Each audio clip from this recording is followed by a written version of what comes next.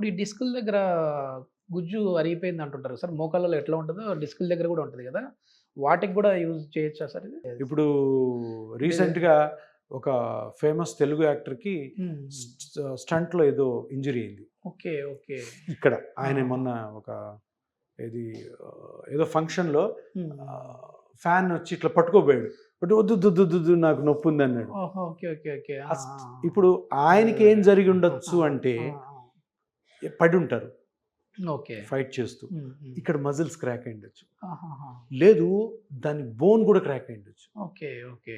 Rib కదా, అవును. లేదు మజిల్ క్రాక్ అయి ఉండొచ్చు. హ్మ్. హ్మ్. సో ఇప్పుడు జనరల్గా హ్మ్. ఆయన చూసే డాక్టర్స్ రెస్ట్ అనేస్తారు. యాహ్! హ్మ్. రెస్ట్ అంటే ఏంటి?